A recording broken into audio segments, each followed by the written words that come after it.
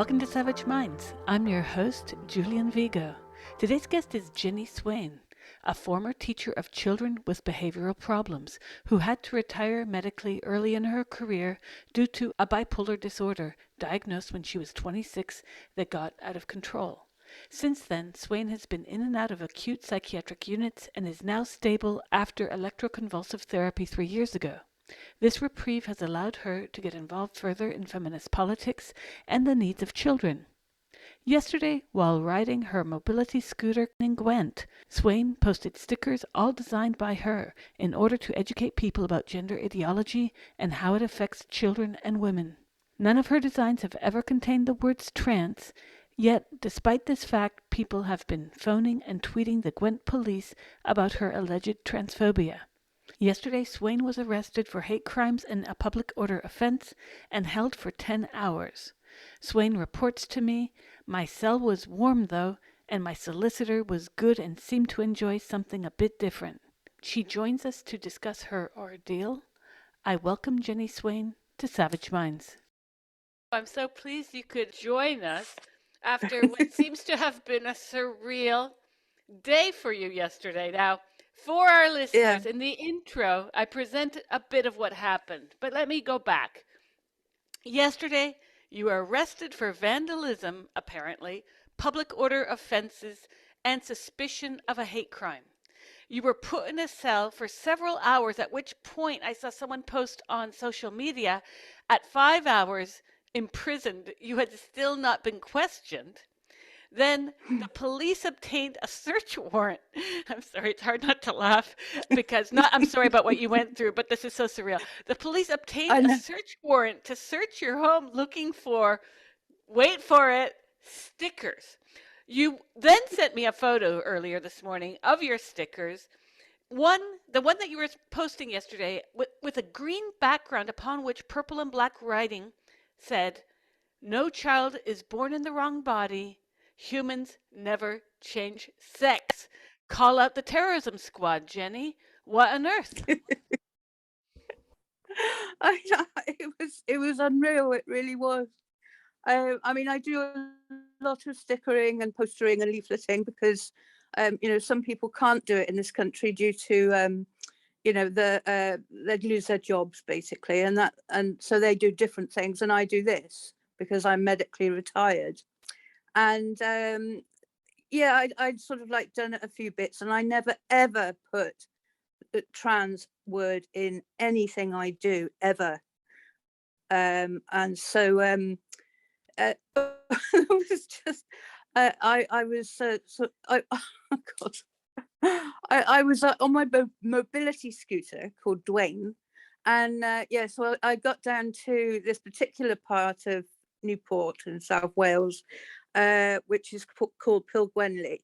I particularly like this area because people are so friendly and lovely, and they call you they call you mum and auntie for people from different ethnic backgrounds.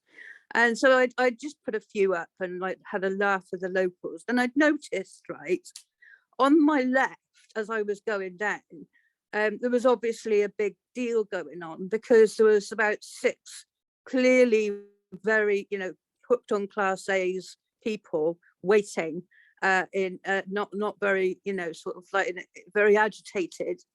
And so anyway, I drove past because that's just part of life here. And then I sort of like went over the zebra crossing, went the other way, put a few things up, and I was just by the mosque, and this hand caught hold of my shoulder, and it was three police people, 1 policewoman and 2 policemen, and they said, "What are you doing?" I said, "Well, I've been stickering, but to educate like people so that they understand what's going on and what gender politics means."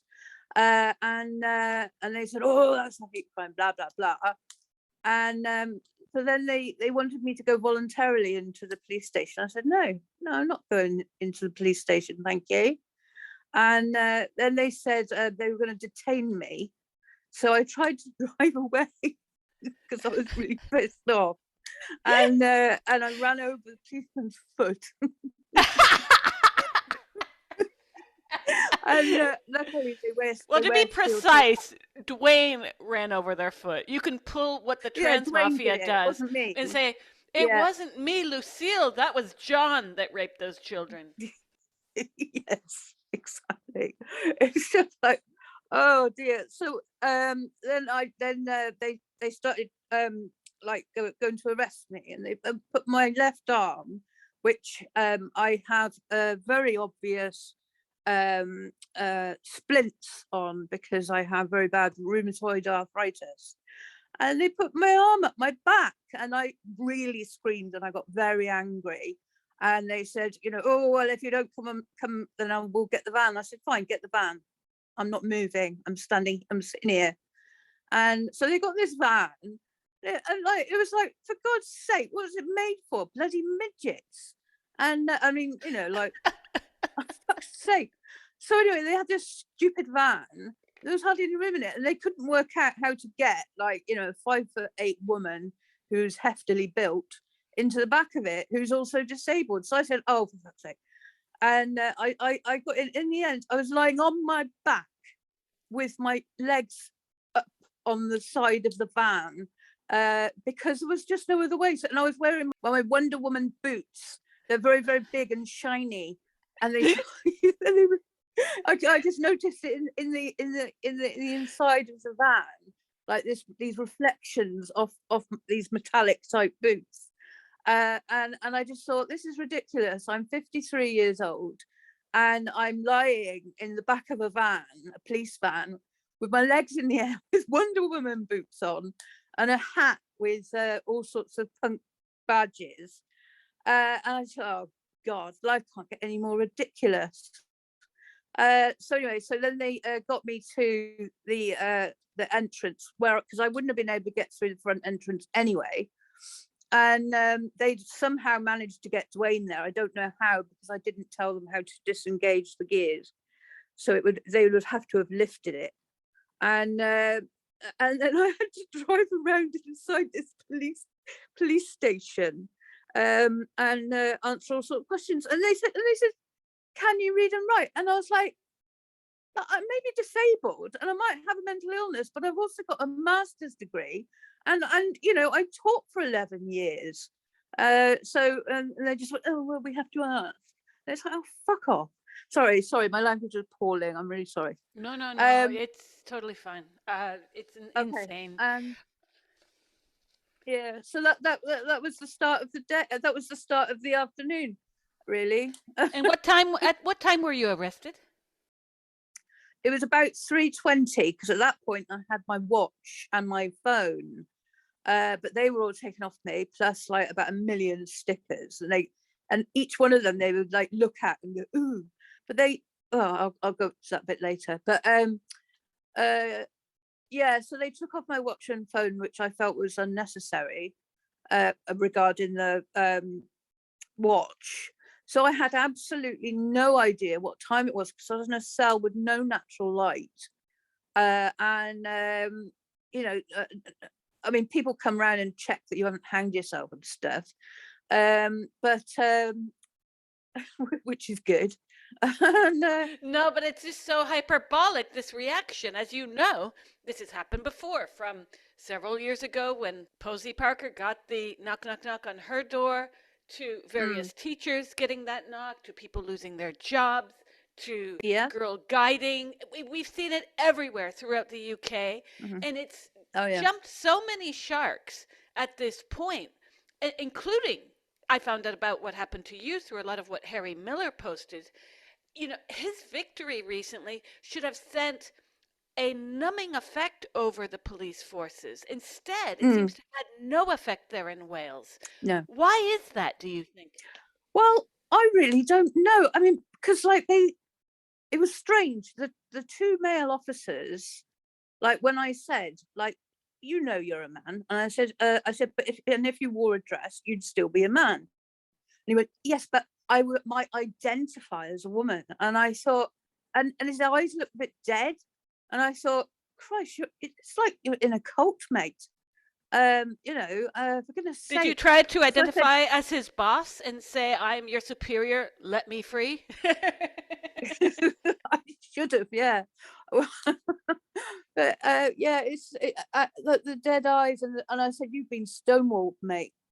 And he was like, I said, "Yes, you have. You've been stonewalled because I've seen the accounts that that you've spent. The police force has spent several £1,000s on this, this sort of scheme, this sort of, I don't know, like I don't know, gangster sort of scheme of like, oh, give us 3,000 quid. Oh, give us 5,000, you get a little bit better. Give us 10,000. Oh, look, you're getting near the top, of our Stonewall friends or whatever. I mean, that's not what it's called, but like, Stonewall's little friends. Right. It might as well be, because it's a pyramid scheme of the worst order that's been exposed now time and time over. I've exposed it. I can't tell you how many other journalists have exposed it. Yet, even with all these organizations, public and private, pulling out, it seems to have not had as much of an effect as we would like beginning 2022 now. So let's go back to you in the jail. At 5 hours' time, I saw a post on Facebook saying that you still had not been questioned. How many hours were you in jail before you were questioned? And what did that questioning sound like? Right, it was I was in there for 10 hours, and they didn't have any vegetarian food, apart from curry, which I can't eat because there's all the spice in that. So I had cornflakes. So anyway, so I mean, to be honest, I fell asleep. I had no idea what time it was. And when I got the call from the policeman, and he said that go and see a solicitor now. And I said, "All right, what time is it?" And he was like, "Oh, it's 1:25." And it was like, "Oh, for God's sake." I've been there for absolutely hours. I had no idea what was going on really, time wise, very bit sort of like just a bit messed up, in my head, sort of a bit discombobulated. So anyway, I had to go back on Dwayne and drive around to this interview room, and but I had to do like a 3-point turn, and it's like I'm really, really crap at driving, Dwayne, unfortunately. So yeah, that was exciting. And then I saw the solicitor. He was very good. I mean, he was about the same age as my son, who's like 34, and he went to school in an area that I worked in. But he did ask about some of the kids that I work with that I couldn't tell him because that's, their privacy, even though they're adults. And yeah, but he was very, very good. And I said to him, I am not going to do no comment apart from if it gets anyone else into trouble. I said, because I am not, I've done nothing wrong. I am telling the truth. I am not lying because I tell the truth. I said, I've never mentioned trans. And he was great. And he said, oh, they've got all this footage from the CCTV cameras of this woman driving around on a mobility scooter, putting up posters and all of this business. And then he said, and then there's something really serious. I thought, fuck, what have I done? And he said, they've said that under some of the posters that you've put up, big ones, because I put up some big A3 ones for motorists under a flyover, and at a point where people are in traffic jam, so they got something to look at and think about. And this is apparently you've put broken glass underneath them, and I went, bullshit. I said, that is an urban myth that's been going on for bloody years. I said, there was one in Cardiff where they, which is about 9 miles away, where there's this big thing on Twitter about, oh, they put razor blades underneath the posters. And then like they've got like this example of a poster with the razor blade that's sort of stuck in the middle. And clearly a poster that has never been posted anywhere ever, and it's just complete bullshit. And I mean, we make a joke about it. We say, "Oh, like, let's put some wasps under the sticker, or some Rottweilers, or a snake." It's a joke. It's an absolute joke. So anyway, I explained that to him, and he was very, sort of like supportive and relieved, I think. And I said, "It's just dreadful. I'd never hurt anyone, and I mean, for goodness sake, that's just the most ridiculous thing." So anyway, the policeman came in, dull as ditch water, and he was sort of like, sort of asking all these shit questions, and I answered him absolutely honestly, and he was trying his best, bless him, to get some information out about other people. I just went, no comment.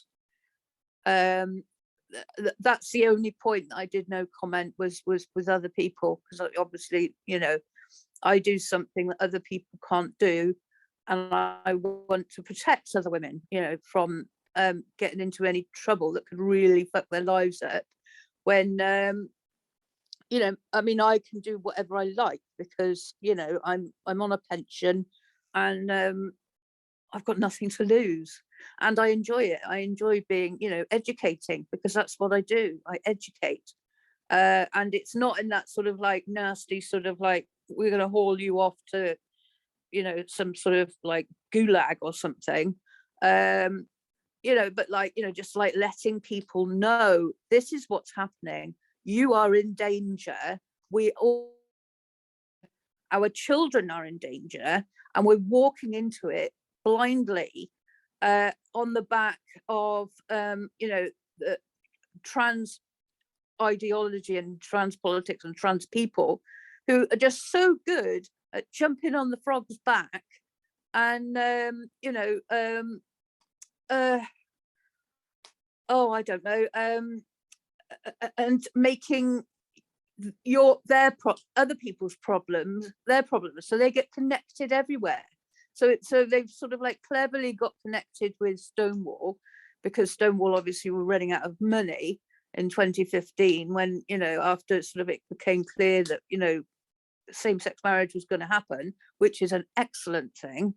And The questions that they asked you in the end, did the police concede during the questioning that they did not even know what they were asking you about? Because if you replace stickers with something else, as anodyne as stickers, for instance, you were mm, out, let's say, the mosaic artist in New York City's East Village in the 80s.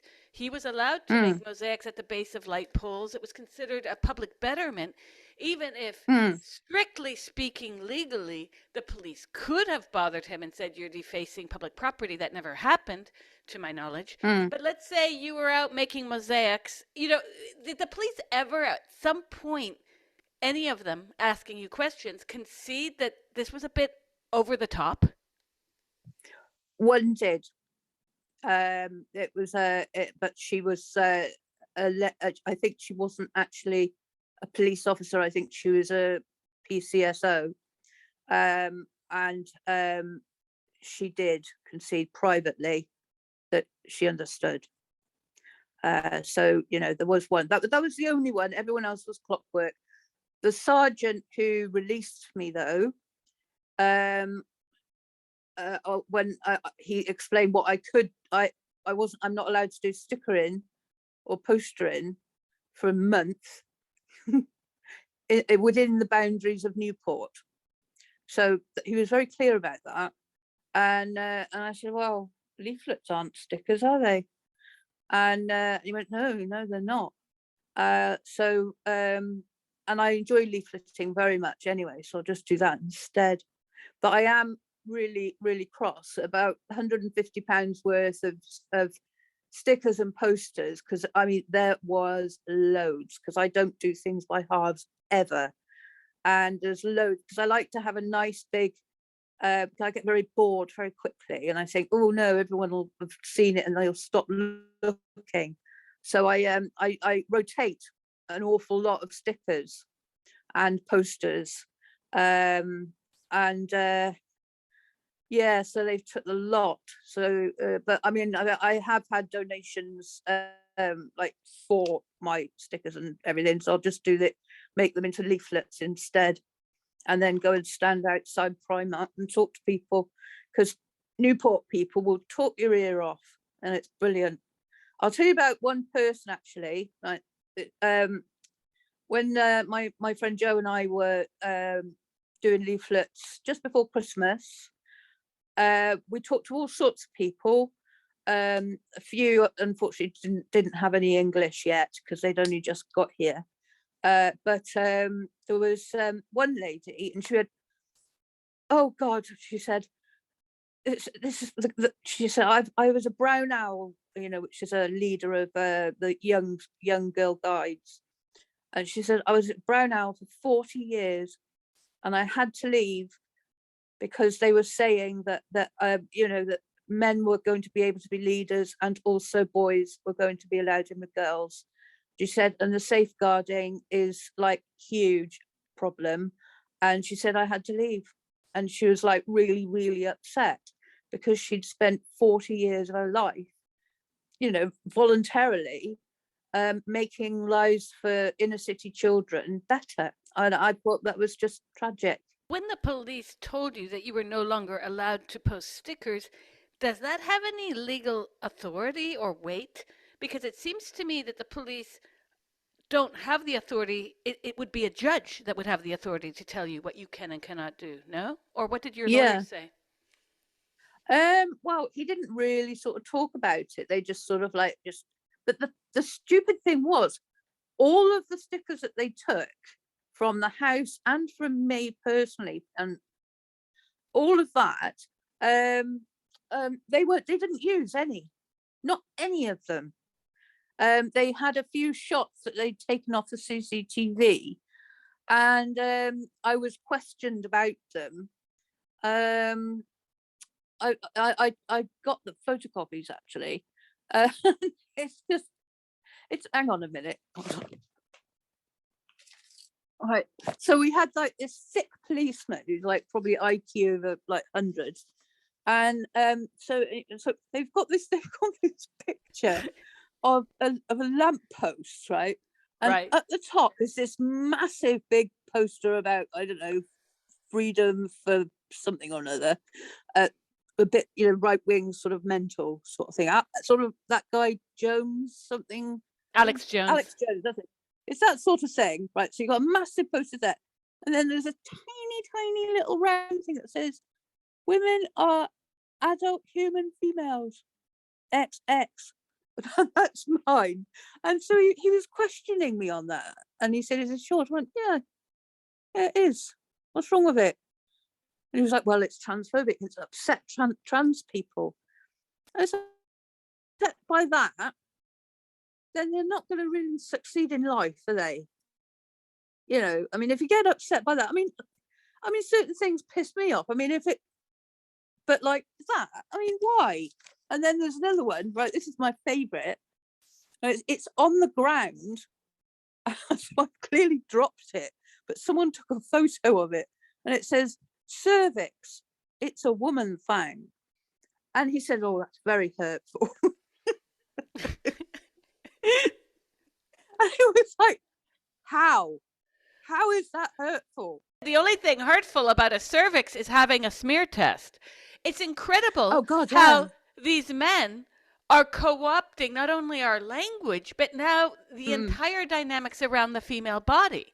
And I wouldn't doubt for a second that a lot of these male police officers are heterosexual men who get woke points for saying that TWAW, etc., or defending their quote unquote sisters.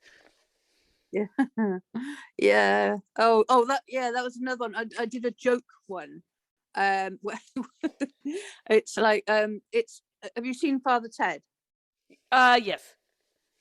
Right, so Father Jack, the old guy who sits in a chair.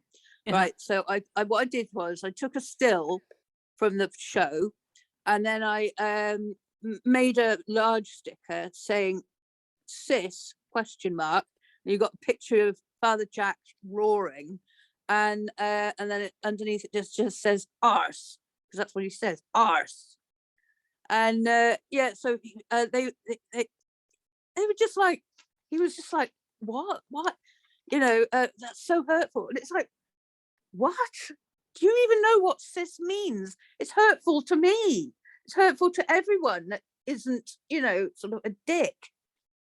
Oh dear. Oh yeah. And so they Hilarious. are using these various stickers against you. And does this include the Yeah. one they retrieved from your home called, which No. reads 3+ women killed by men each week, domestic violence kills? Did they mention this? They took some, but they left others and they didn't bring it up. But because I was saying, you're police officers, you see the sharp end of domestic violence. What the hell are you doing arresting me instead of going out and helping women that are being sort of like beaten by their revolting partners? Ugh. What did they say to that? They just ignore you when you do that. They sort of close down. It's like a robot that's sort of like, it's animated, and then you say something and it closes down. Whereas the solicitor, when you say something like, he gets animated and interested and laughs in all the right places, thankfully. Mental. And what's going to happen next to you? What, legally? Yes. Haven't got a clue. Well, I don't know really. I don't know is the answer. I haven't got a clue. All I know is that for the next month, I've got to be good and or not bad in Newport, or just leaving in Newport, and then in 4 weeks time the CPS, something like that, they Crime Prosecution Service, yes, they decide whether it's a case or not, and then I go to court. If the CPS decides that it's a big enough crime, I go to court. You're listening to Savage Minds, and we hope you're enjoying the show. Please consider subscribing. We don't accept any money from corporate or commercial sponsors, and we depend upon listeners and readers just like you. Now, back to our show.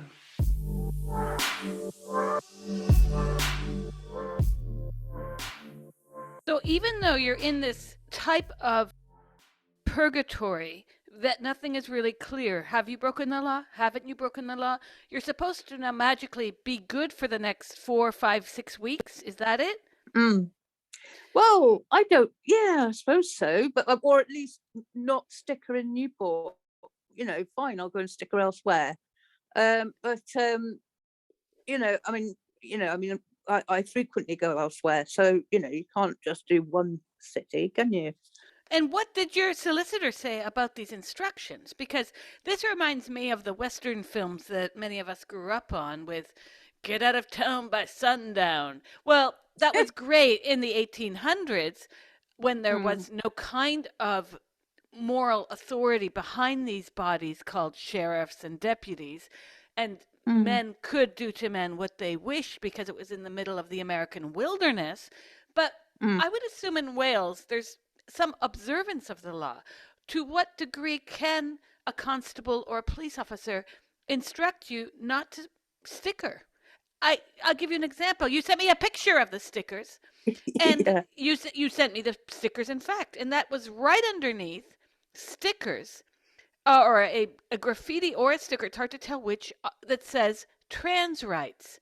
So, Yeah. did they pull in those people too? Obviously not. No. And they didn't pull in the sort of the right wing loons. They didn't bring in the anti-weed people. They didn't bring in the Yes Cymru thing, which is something to do with Wales being on its own, not with the UK. I'm unsure about that.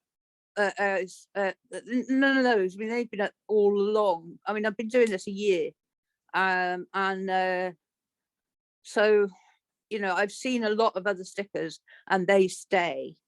Mine don't. And I've seen a lot of posters, and they stay, and mine don't, which I don't mind because it's all part of the game.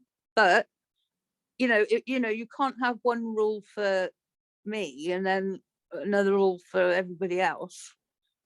That's pissy, that is. Yeah.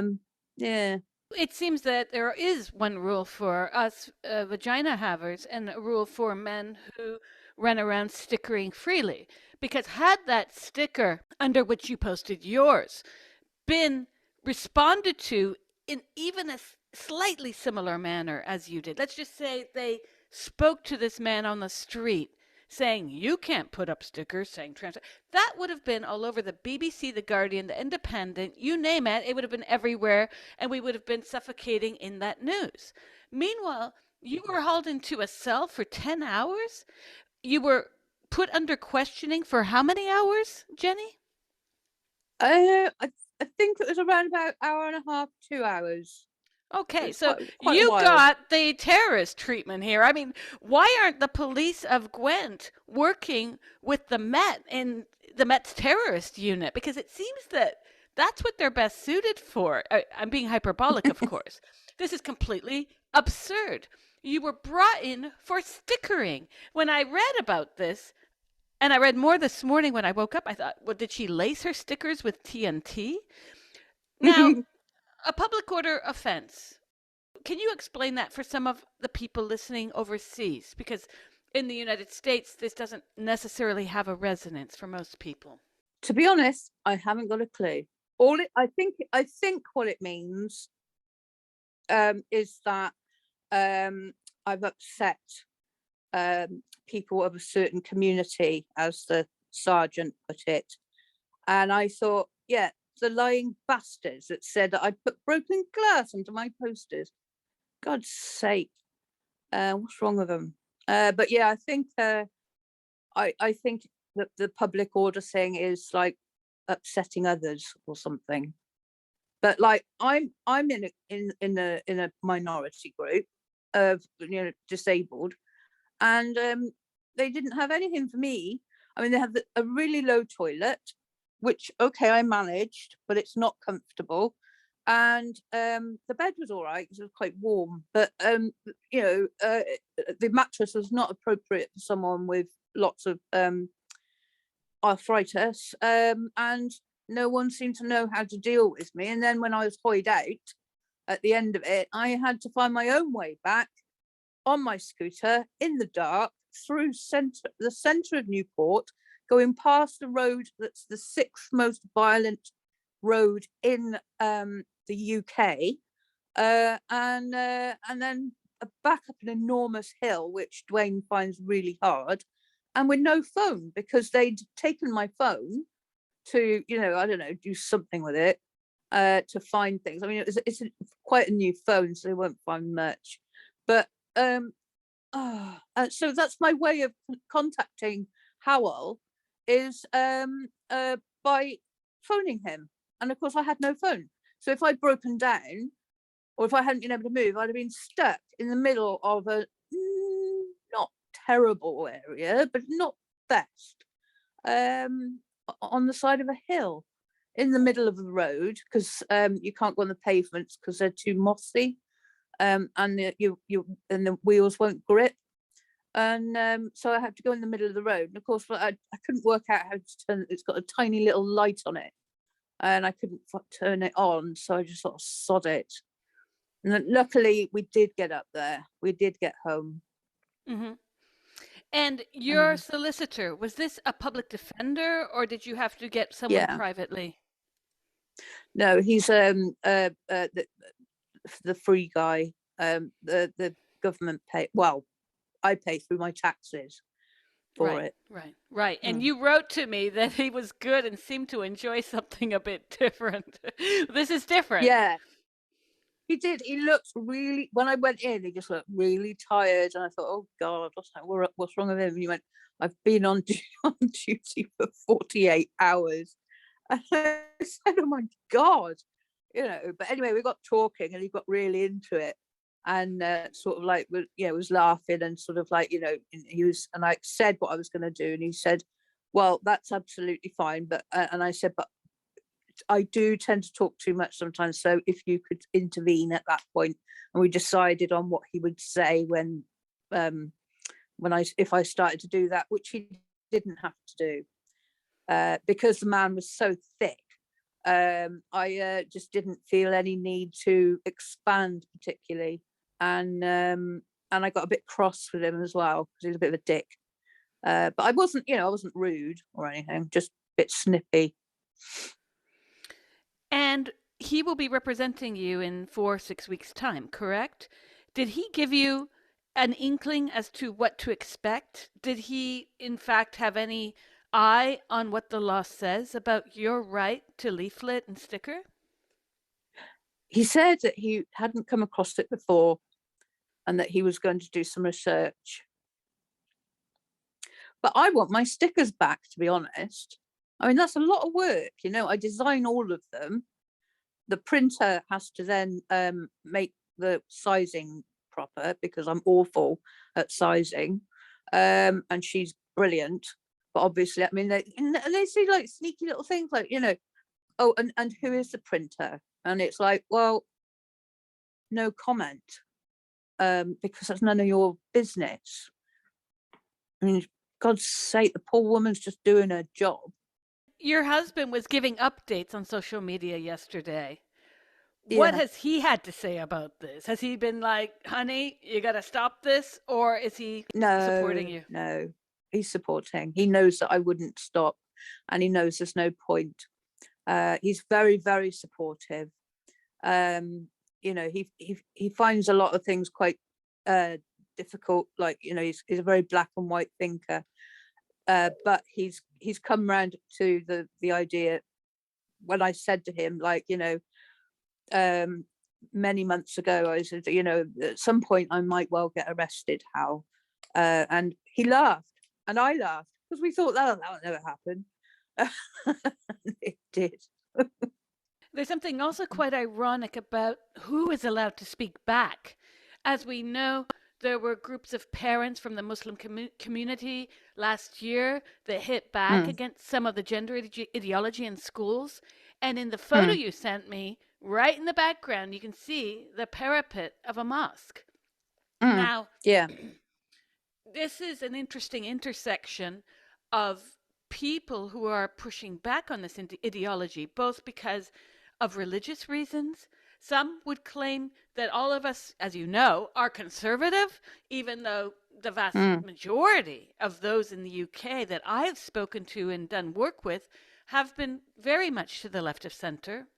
In the UK, the propaganda within major media is such that you and the likes of you, others who are being questioned by the police, are set up as being racist, bigots, right wing, anti trans, homophobes, even though the people I have been interviewing for the past decade on this have been to the left of center, have been often gay or gay friendly, have been often very far to the left, if not Marxists, have been actively engaged in groundbreaking politics on the local level, have been, like yourself, out there doing their thing. Because as you said at the beginning of our talk today, you're out there doing things because you know, as we all do, that people with jobs that their names are attached to will very quickly lose their employment if the police were to approach them, as we have seen. So, how do you respond to the way the media is completely misrepresenting what is happening with people like yourself? Yeah, well, it's totally sort of like when I was about 20, there was the poll tax. I was already in a very, very, very left wing sort of mindset. I was very much in the punk community, particularly anarcho punk. And so like, obviously went to lots of gigs and jumping around and having a great time as one should when one's a teenager or a young person. But I was always very, very left wing, a bit of a twat really, because I just kept on going on about it. At uni I was like women's officer for 2 years, not a very good one, but I tried. But I was a single parent, so it was quite difficult. So and then like the poll tax and everything, I was heavily involved in getting rid of the poll tax. I'm on class war videos.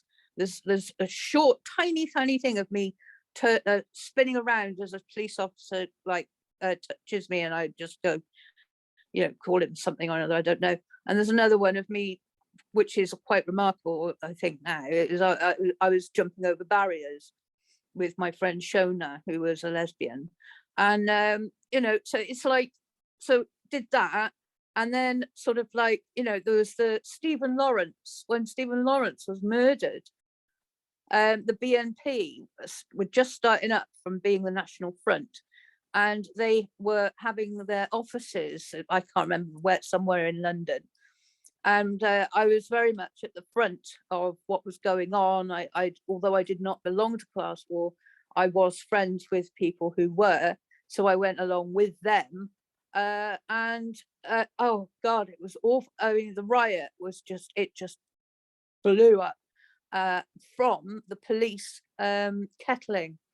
And so you had thousands and thousands of people, and people were trying, it was near a cemetery, people were trying to escape, and they were still being like, having their heads knocked and everything. It was dreadful. People with blood pouring down their faces and everything, young people. So like, I was there, I did that. And then I went into teaching the most difficult children possible, in order so that they might have a better life than I did.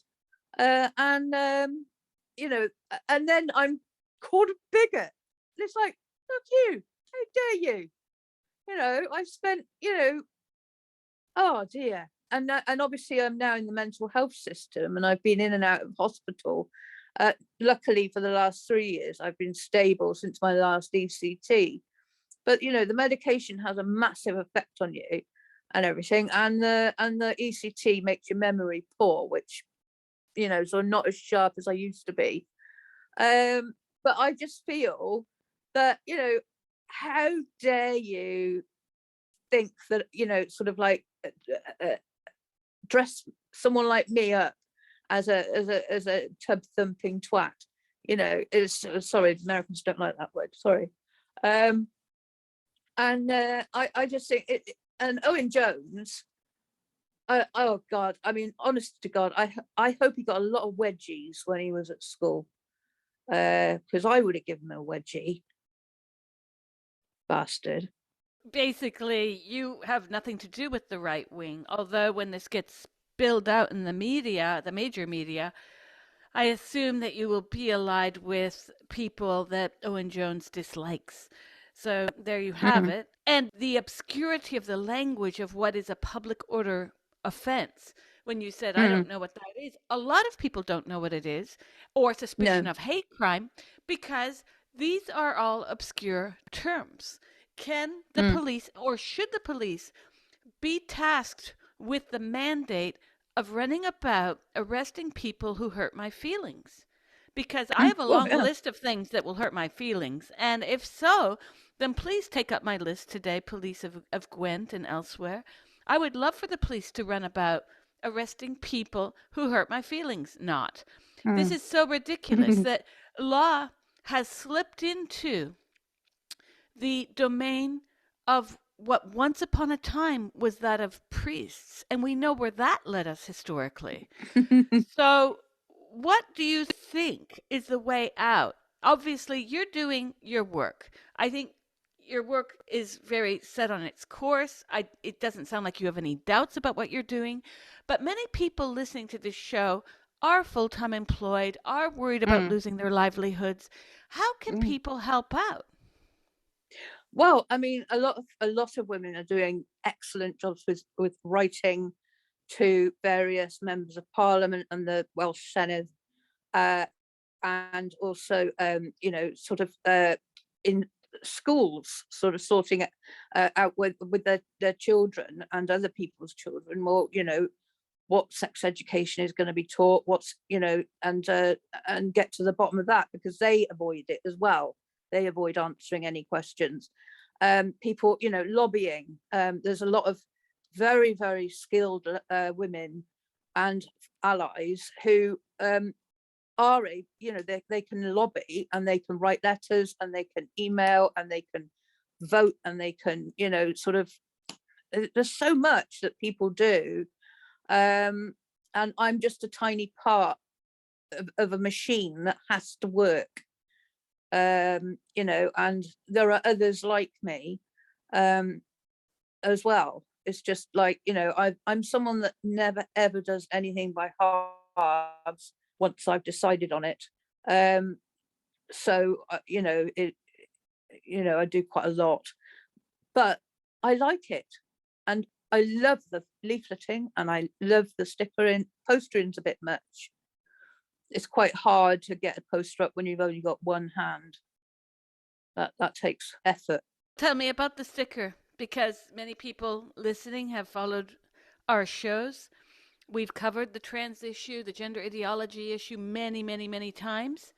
It's something that I even grow sick of, because how sickening is it that we females, front holers, vagina havers, uterus havers, etc., how many times do we have to say that no child is born in the wrong body, that we cannot change sex? These are truisms, and we are having to defend what are truisms, what are statements of fact that you could not get through your A levels without putting down correctly.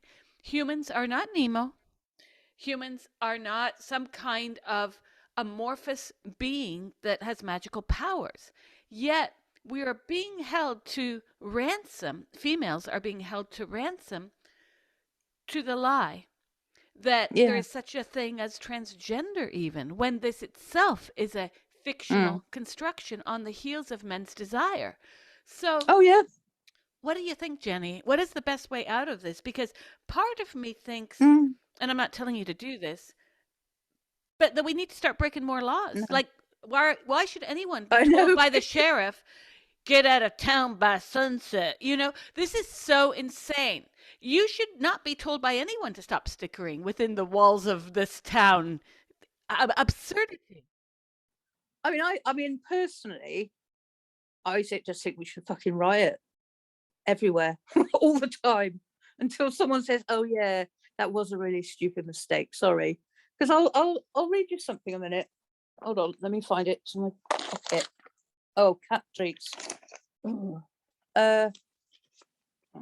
Right. Let me find it. Here we are. Right. So this is something that I was given called "Remember Your Rights While Detained." Right, and this is produced by the Home Office, Legal Aid Agency, and the Law Society. And it's a summary of information about how the police should treat and care for you. And on page 8, personal needs, health, hygiene, and welfare. If you are a woman aged 18 or over, you must be asked if you require or are likely to require any menstrual products while you are detained, and must be told that products will be provided free, replacement products are available, products may be supplied by your family. If you are a girl under 18, the custody officer will ensure that a woman at the police station is available to look after you and to ask you about your personal needs and menstrual products. So somehow they know who women are, don't they? And that's the Home Office, Legal Aid Agency, and the Law Society. And it's your rights and entitlements. So there we are. That would be interesting for your solicitor to follow up to what degree they are guilty of hate speech by not having asked every single male that they have arrested if they need menstrual products, because that's the way out of this, isn't it? To accuse them of absolute hypocrisy. Well, yeah, this is it. And this, I'm going to talk to Harry Miller about this, about the fact that they took a whole load of stickers off me. I mean, at least £150 worth of stickers and posters. And they didn't use them against me in any way. They just took them. And they also took some art materials of mine as well, because I do some art. And they haven't given those back. So I want my stickers back, and I want my art materials back, because they haven't been used against me, and there's nothing wrong with them. And they know that, because not in anything that I've produced, there was one sticker, the trans child and vegan cat sticker. So it was from a woman from LA, but lots of people have that sticker, and I don't think I've used it, so I can't remember using it anyway. So I just said no comment. What are words of encouragement that you might give to people listening who are wondering what they can do to help out? Because obviously, the risk of having police knocking on your door is unappetizing for many people, and some people have faced possibility of losing child custody in some cases. So, what can you suggest to people who might want to get involved in pushing back not only about this ridiculous notion of we're somehow Nemo magically and that men can become women magically, but the authoritarianism that seems to be at the heart of the Wales policing forces that allows these people to grab you while you are putting up a sticker. This is really alarming. Well, I wasn't even putting one up. I was driving away. But no, what I would say is the most important thing is talk about it. Have a conversation. Talk to other people. Make people aware.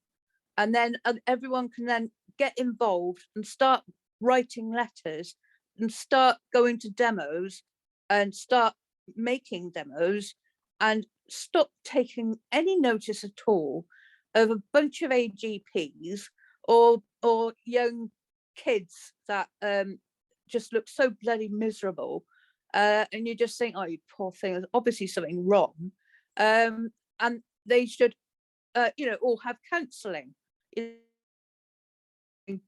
and no one should agree with someone who's got a delusion. I mean, I spend a lot of time in hospital.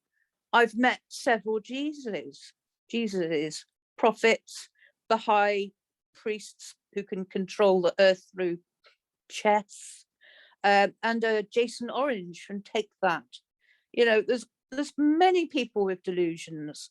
So why is it, for example, a guy I know who I was in hospital with, who he identified as having one hand, and he went to all the surgeons and everything, no one would help him, quite rightly.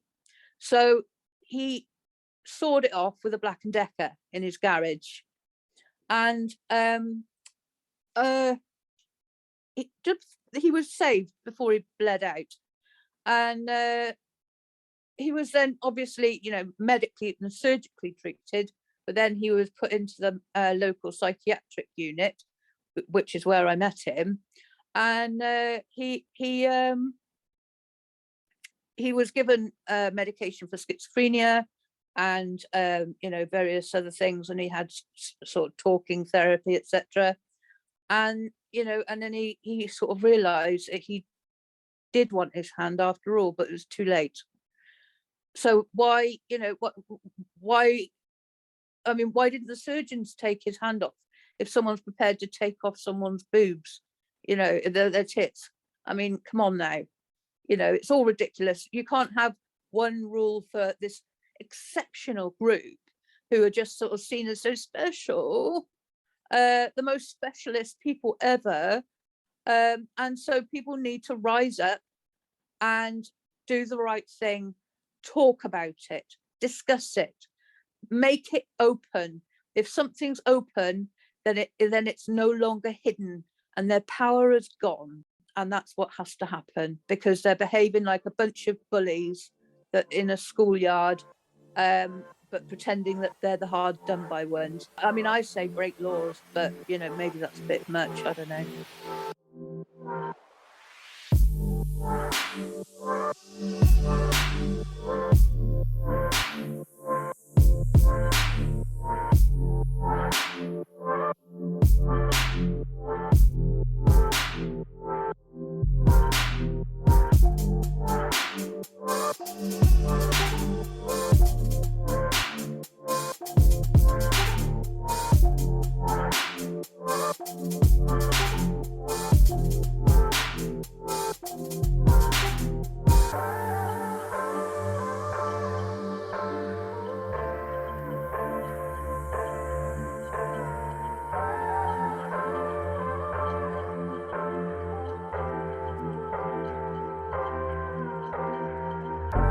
you.